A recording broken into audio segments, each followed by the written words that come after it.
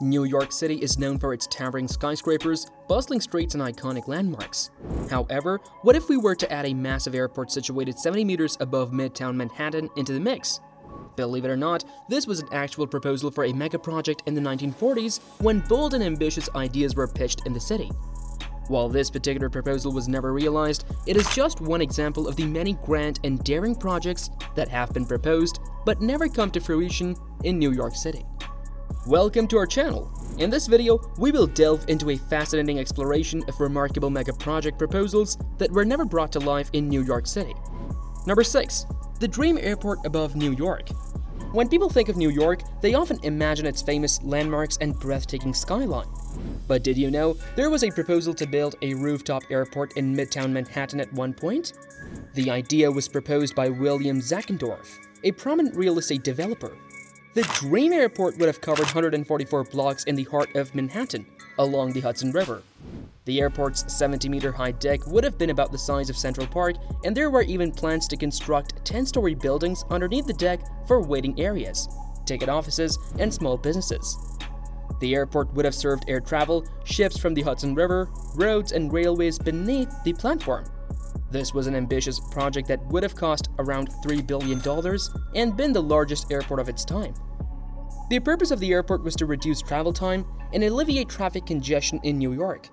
However, the idea was not feasible for several reasons.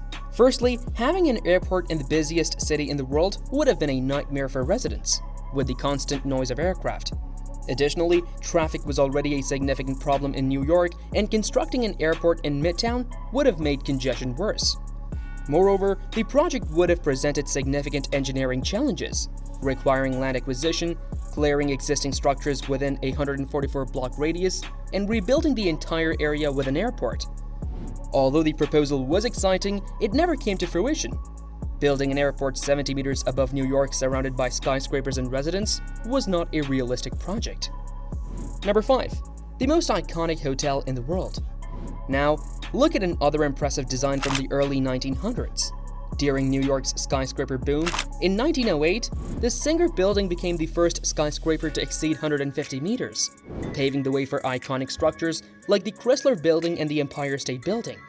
Meanwhile, Spanish architect Antoni Gaudí was showcasing a completely different architectural style, characterized by attention to detail and curved shapes.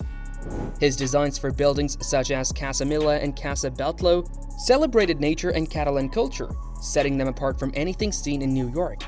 Two businessmen were impressed by Gaudí's genius and traveled to Barcelona in 1908 to persuade him to create a masterpiece in New York. Gaudí proposed a grand hotel that would soar 360 meters into the sky, featuring an exterior made of alabaster glass and tiles and an interior housing restaurants, theaters, concert halls, and an exhibition theater over 100 meters high. At the time, plans for such a tall building were unprecedented and overwhelming. Nevertheless, Gaudí was known for accomplishing the impossible. However, Gaudí's plans for the hotel were never finalized, partly because he had devoted his life to Barcelona's most famous landmark, the Sagrada Familia. The hotel attraction project was only in its early stages, and leaving the Sagrada Familia behind to go to New York would have meant abandoning a project that Gaudí worked on for 43 years until the end of his life. The hotel attraction project was ultimately abandoned but never forgotten. In 2003, some Spanish architects submitted a design for the new World Trade Center competition, reviving the concept. Number 4. The mile-high Illinois skyscraper. Chicago, known as the skyscraper's birthplace, has seen many towering buildings over the years. But in 1956, architect Frank Lloyd Wright presented a design that would have outdone them all. His proposal was for a mile-high skyscraper named Illinois, which would have been the tallest building in the world by far. To put it in perspective, the Empire State Building, the world's tallest building, was only a quarter of Illinois' proposed height. Wright was determined to create a structure to save ground space and soar to unprecedented heights. His 8-meter-tall replica of Illinois featured a staggering 528 floors, atomic-powered elevators, and even parking for 15,000 cars and 100 helicopters. The proposed building was more than just a skyscraper. It was a city. Wright believed it could house all government offices and eliminate the need for other tall buildings in Chicago. Despite its grandeur, Wright's proposal was ultimately unfeasible. The technology did not exist to construct a building of that height, and the cost would have been astronomical. Even today, the Burj Khalifa, the world's tallest building, is not even half the height of Illinois. Wright's design never came to fruition, and only a few sketches and models remain as a testament to his innovative thinking and bold vision for the future of architecture. Number 3. America's tallest failed skyscraper. The Chicago Spire, designed by renowned Spanish architect Santiago Calatrava, was intended to be the tallest building in the United States, and construction began almost 50 years after Wright's proposal. Calatrava has also designed notable projects like the World Trade Center Transportation Hub and Sweden's Turning Torso.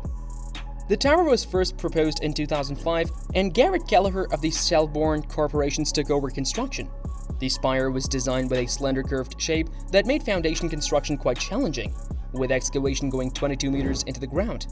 Despite these challenges, construction began in 2007 with great enthusiasm.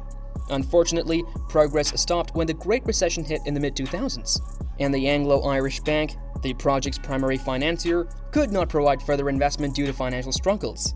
This led to several lawsuits, and construction was eventually suspended due to ongoing financial problems of the project developer, with only the spire's foundation completed. In 2013, the Shelbourne Corporation went through a bankruptcy reorganization plan, leaving the project only a hole in the ground. However, Related Midwest took over the site 3 years later and proposed new plans. The updated design for 400 Lakeshore Drive, consisting of 2 staircase-like towers with heights of 267 and 233 meters, was approved by the Chicago City Council in 2020. According to the company, construction is set to begin this year, giving hope that the site will not remain unfinished forever. Number 2. The world's largest dome. Hitler had an ambitious vision to construct the world's largest dome. Still, the downfall of Nazi Germany ended his oppressive regime and terminated several of his grand architectural projects. One such project was the proposed capital city of Germany, which featured the Great Hall in Berlin as its central and most significant structure. Hitler himself sketched the design for his mammoth domed building after being inspired by the Pantheon in Rome in the 1920s. He intended to create a structure that was even more awe-inspiring and substantially larger. The dome was planned to soar to a height of 290 meters and a width of 250 meters, making it the most imposing building in Europe. Its massive interior hall could potentially hold up to 150,000 people at once, 17 times the volume of St. Peter's Basilica. Hitler aimed to maintain this empire's power by constructing such gargantuan edifices. Historian Wolfgang Benz notes that the Great Hall was intended to enforce the structures of domination and to overwhelm and subjugate people. Nevertheless, almost none of the plans for Germany were ever realized, except for a few skeletal structures. Ultimately, the defeat of Nazi Germany in 1945 resulted in the Great Hall and other projects crashing down, revealing the delusions of grandeur and inhumane ideologies that permeated Nazi Germany. Number 1. The Sphere Pyramid. In our final mega project of the series, we travel back to 18th century France to witness the grand vision of architect Etienne Louis Bol. His proposal was to build a massive monument dedicated to the renowned scientist Sir Isaac Newton, which would surpass even the Great Pyramid of Giza in size, standing at a towering height of 150 meters. Unlike the Great Pyramid, which served as a burial site for an emperor, the cenotaph was intended to serve as a memorial for Newton, who rests in London's Westminster Abbey. Bol's vision was to pay homage to Newton's scientific contributions by constructing the world's first domed planetarium inside the structure. The spherical monument's interior would feature tiny holes reflecting the positions of constellations and planets, with a majestic spherical lamp illuminating the structure to resemble the sun in a universe created by the arrangement of holes on the surface. However, Bol's proposal was not feasible at the time, just like many of the projects featured in this series. As an architect who believed in the science of ideas and imagination, Bol would have been aware of this fact. Therefore, the cenotaph remained an incredible idea that never came to fruition. If you enjoyed this video, be sure to like and subscribe to our channel. For more impressive mega projects that have actually been constructed, check out our other video on the most impressive projects currently under construction. Thank you for watching, and we'll see you in the next video.